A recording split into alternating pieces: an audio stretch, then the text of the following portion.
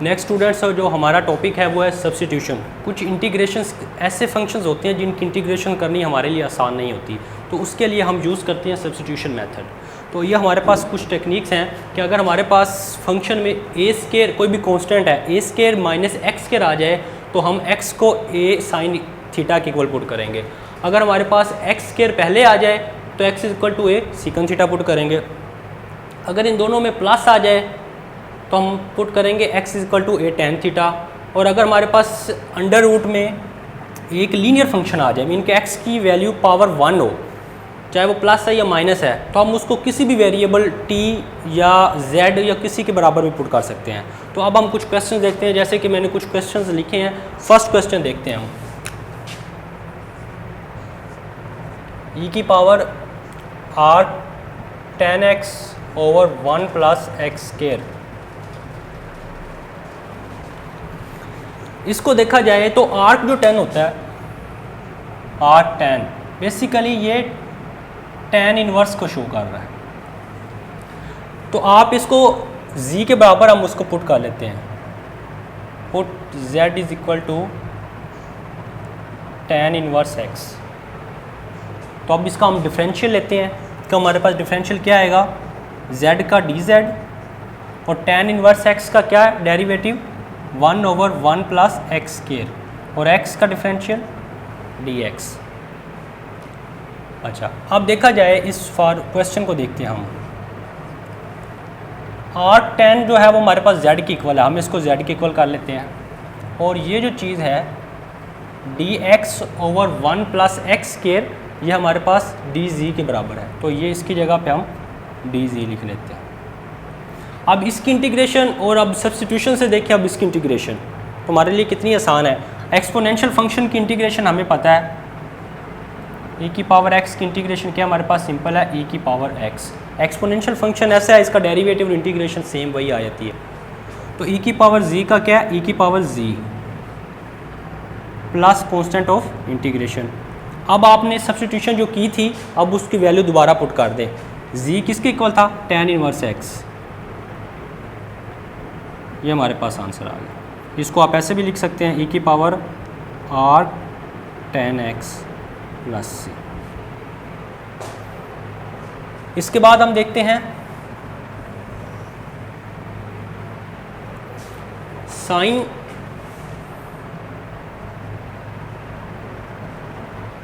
Under root x over under root x dx। Next हमारे पास question है sine under root x over under root x. इसमें हम substitution करेंगे, z को हम इक्वल कर लेंगे, ये अंडर रूट एक्स को z के इक्वल कर लेते हैं। तो ये हमारे पास हो जाएगा dz इज इक्वल टू, इसका आप स्केयर करें आसानी के लिए, तो ये हमारे पास स्केयर हो जाएगा, यहाँ पे आ जाएगा x। इसको करेंगे तो हमारे पास आ जाएगा जी पावर शुरू में 2 और z का dz, 2z dz और x का dx। जब हम इसका डिफरेंशियल लेंगे तो 2z dz और x का dx। अब हम इस क्वेश्चन को देखते हैं। Sine under root x over under root x dx। Sine under root x जो है वो हमारे पास z के इक्वल है, और जो dx है वो हमारे पास इक्वल 2z dz। z से z कैंसिल हो जाएगा और ये 2 कांस्टेंट है, इसको हम बाय लिख लेते हैं, साइन z dz। तो इसकी इंटीग्रेशन साइन z की माइनस कोज ऑफ z, तो हमारे पास आंसर आ जाएगा -2 cos of z plus c।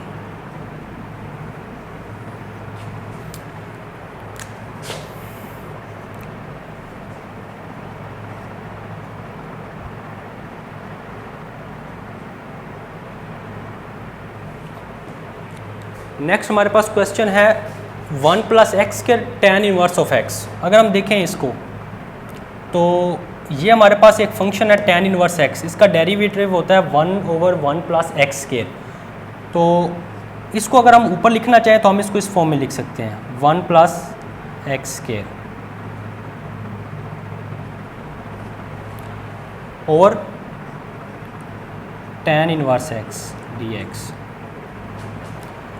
क्योंकि ये ऊपर भी 1 ओवर की फॉर्म में है, बेसिकली ये नीचे मल्टीप्लाई ही हो रहा है, तो इसको हम इस फॉर्म में लिख सकते हैं। अब हम देखते हैं कि हमारे पास एक फंक्शन है, उसके ऊपर उसका डेरिवेटिव मौजूद है, क्योंकि tan इनवर्स x का डेरिवेटिव होता है 1 ओवर 1 प्लस एक्स स्क्वायर। तो अगर फंक्शन के ऊपर उसका डेरिवेटिव मौजूद है तो अभी इसका हमने पहले भी क्वेश्चन किया था कि उसका नेचुरल लॉग आ जाएगा। तो इसको हम लिख लेंगे natural log of tan inverse of x plus C. Simple सा क्वेश्चन हमारे पास। इसी तरह हम देखें नेक्स्ट क्वेश्चन, e की power sine x cos of x dx। तो इसकी हमने इंटीग्रेशन करनी है, तो हम इसको ऐसे करते हैं कि सब्स्टिट्यूट कर लेते हैं आसानी के लिए। हम z को इक्वल करते हैं साइन x के, तो dz क्या हो जाएगा हमारे पास cos x dx। अब हम इसमें वैल्यू पुट कर देते हैं। जो हमारे पास साइन x है वो तो z के इक्वल है, हम इसकी पावर z कर देते हैं, और जो cos x dx है वो dz के इक्वल है, तो इतने सारे हिस्से की जगह पे हम dz कर देते हैं। तो e की पावर z की इंटीग्रेशन एक्सपोनेंशियल फंक्शन है, e की पावर z आ जाएगी प्लस c। तो अब आप इसको वापस z की वैल्यू सब्स्टिट्यूट कर दें, e की power sine x plus c। तो इसका आंसर है, बेसिकली इसका आंसर यही आया।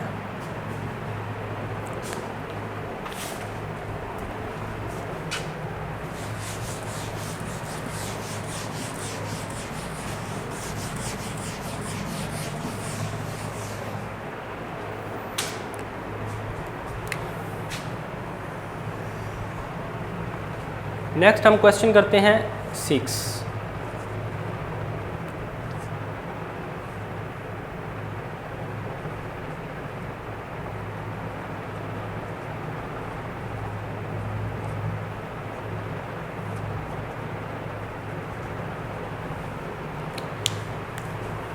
पाई की power sine x plus sine x की power pi into cos x.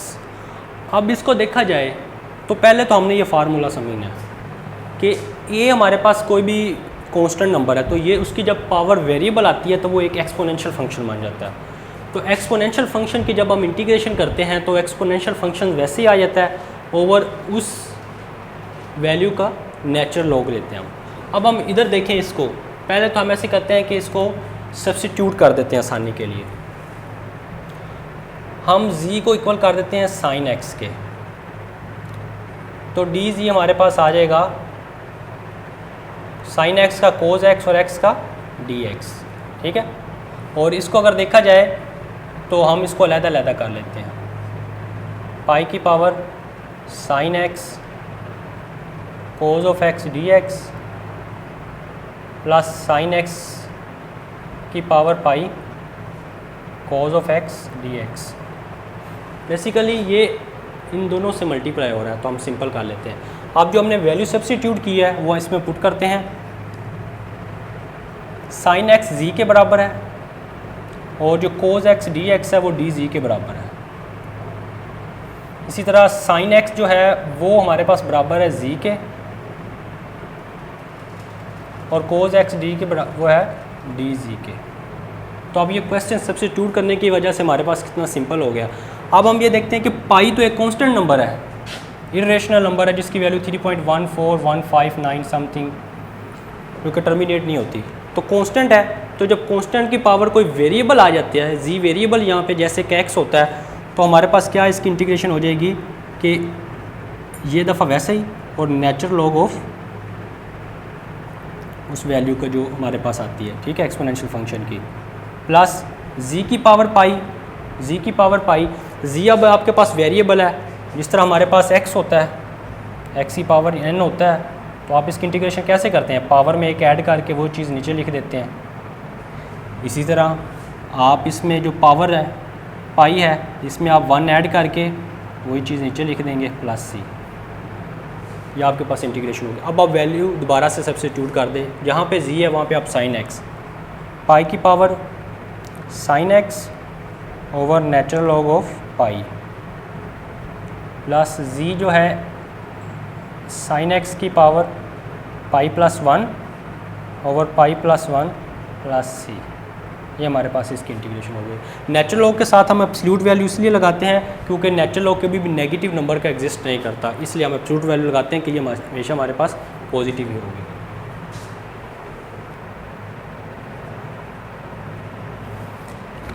ये थोड़ा सा डिफरेंट क्वेश्चन है क्योंकि ये हमारे पास अंडर रूट में एक लीनियर फंक्शन आ रहा है, और लीनियर फंक्शन का जब हमारे पास अंडर रूट में आता है तो जब सब्स्टिट्यूट करना होता है तो हम उसको किसी एक सिंपल वेरिएबल के इक्वल रख देते हैं, हमें साइन कोस टैन को यूज़ करने की ज़रूरत नहीं है। तो इसको अगर हम देखा जाए तो हम z को इक्वल कर लेते हैं इसके, हम अंडर रूट ख़त्म करने के लिए दोनों तरफ स्केयर लेंगे तो ये हो जाएगा bx प्लस सी। अब इसका डिफरेंशियल लेते हैं तो ये हो जाएगा 2z और z का dz और bx का b और x का dx। यहाँ से अगर हम dx की वैल्यू निकालते हैं तो b इधर आके हमारे पास डिवाइड हो जाएगा और dx आ जाएगा हमारे पास। अब हम इसमें पुट कर देते हैं,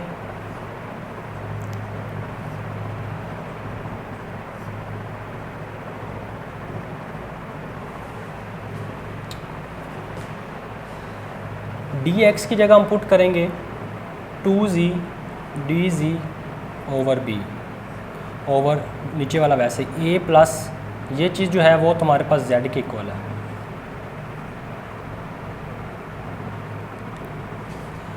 यहाँ से देखा जाए तो ये हमारे पास तो कांस्टेंट है, तो इसको हम बाहर निकाल लेते हैं 2 ओवर b को, तो ऊपर आ जाएगा z dz over a plus z। इस तरह की जो हमारे पास इम्प्रॉपर फ्रैक्शंस होती हैं, ये 4.1 में भी एक क्वेश्चन है, तो इसको हम डिवाइड करेंगे। पहले हम इसको प्रॉपर बनाते हैं।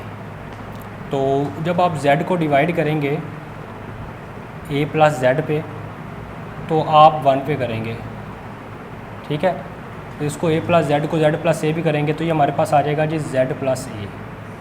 जब आप हम इसको सब्ट्रैक्ट करें कट जाएगा तो माइनस a बचेगा। तो इसको क्या तरीका होता है कि इसको इस जगह पे लिखें, इसको इसकी जगह पे लिखें और इसको इसकी जगह पे।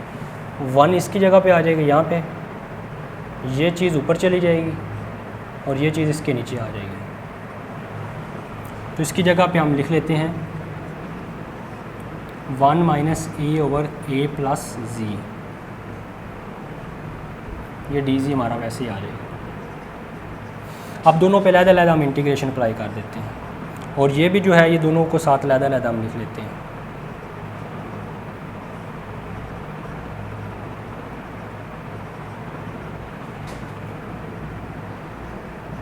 और 1 की इंटीग्रेशन z के लिहाज से z हो जाएगी। अगर इधर y होता तो y, x होता तो x, तो इधर z है तो z आ जाएगी।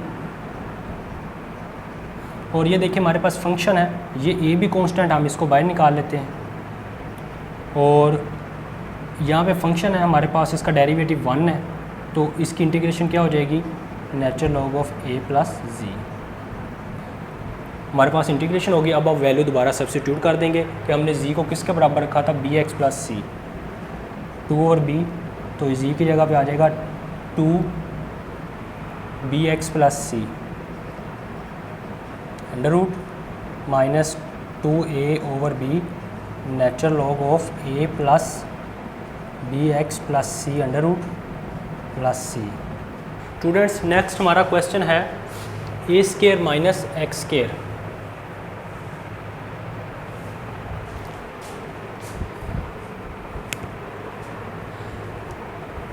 हमने ये क्वेश्चन 4.1 में भी किया था कि a square minus x square, जिसको हमने डायरेक्ट बाय फार्मूला ये सोल्व कर दिया था। अब इसकी इंटीग्रेशन हमारे पास ये फार्मूला है, अब हम इसी को प्रूव करेंगे कि ये कैसे आया। हमारे पास है a square minus x square, तो जब भी हमारे पास a square minus x square आ जाए तो हमने पढ़ा है कि हमने सब्स्टिट्यूशन करनी है x is equal to a sine of theta, x is equal to a sine of theta.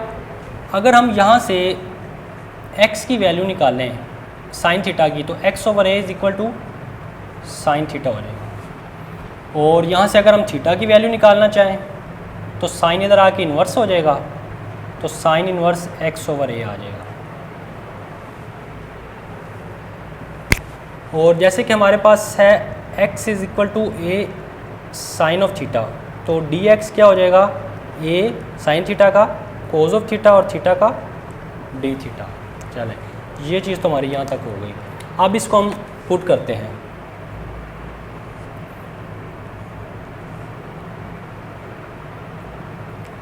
A square की जगह पे ए स्केयर,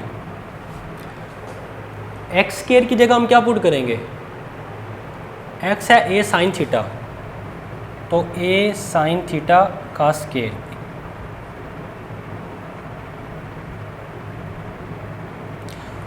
ठीक है। और जो डी एक्स हमारे पास वो किसके इक्वल आ रहा है, ए कोस थीटा और डी थीटा, तो इसकी जगह पे हम वैल्यू पुट कर देंगे a cos of theta d of theta. अब हमारा सारा थीटा में चेंज हो गया, ए स्केयर ये हो जाएगा जी a square sine square of theta और a cos of theta d theta.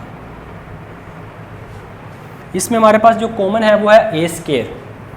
A square अगर हम कॉमन लेते हैं तो हमारे पास आ जाएगा 1 माइनस साइन स्केयर थीटा, इसको हम वैसे लिख लेते हैं।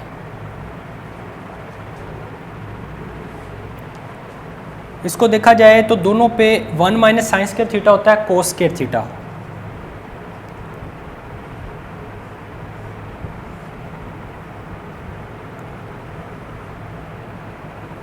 और इसका अंडर रूट क्या हो जाएगा, ए कोस ऑफ थीटा और ये है a cos of theta d theta. तो ये हमारे पास बन गया a square cos square theta d theta.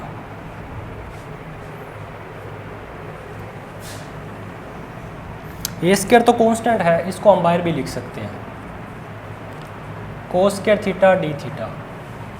अच्छा, 4.1 में अभी हमने जो क्वेश्चन किया था वो हमने किया था साइन स्केयर थीटा वाला, तो हमने इसको चेंज किया था कि 1 माइनस कोस 2 थीटा ओवर 2 इसमें, तो यहाँ पे भी हम इसको चेंज करेंगे।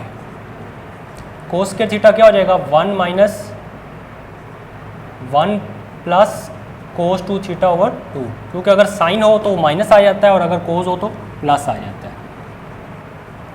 इसी तरह हम ये दोनों पे लहदा अप्लाई कर लेंगे, a square 1 over 2 d theta plus a square cos 2 theta over 2 d theta.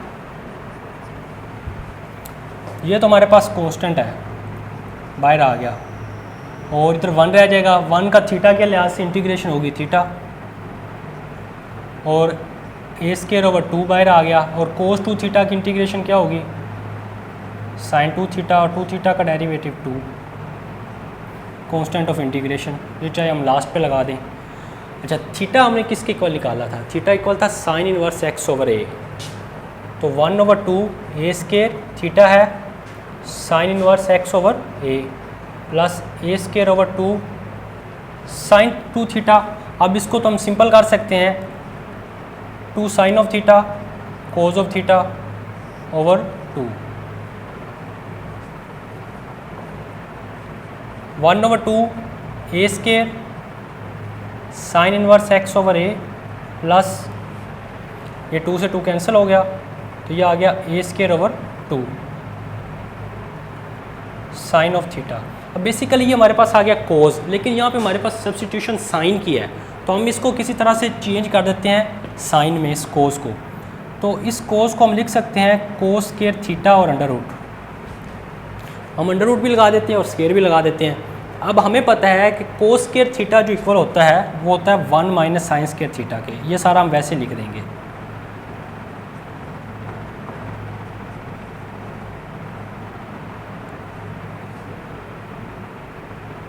यहाँ पे भी हम साइन थीटा की वैल्यू पुट कर सकते हैं,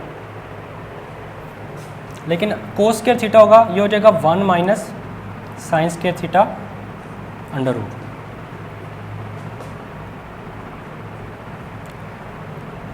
वन ओवर 2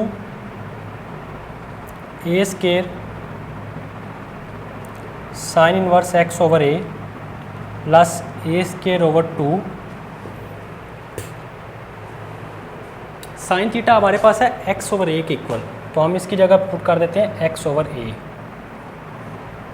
और यहाँ पे भी हमने जो कोस को साइन में चेंज किया था इसी वजह से किया था कि हमारे पास x की सब्स्टिट्यूशन है, तो आप x की जगह पुट कर देंगे साइन थीटा की जगह x/a, और ये स्केयर है तो इसकी जगह पे स्केयर पुट कर दें। तो ये हो जाएगा 1/2 a square sine inverse x/a plus इससे एक से कैंसिल हो जाएगा, तो ये हो जाएगा ax/2 √1 minus x square over a square. अब इसका जब हम एलसीएम लेंगे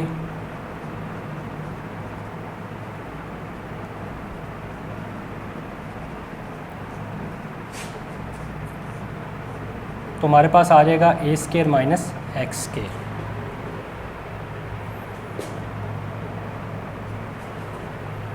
अच्छा, अब आप इसको देखें कि जब इसका आप अंडर रूट लेंगे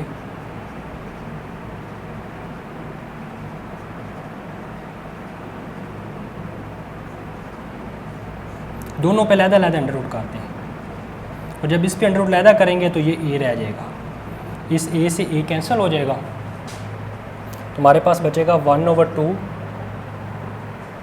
a square sine inverse x/a plus x/2 under root a square minus x square.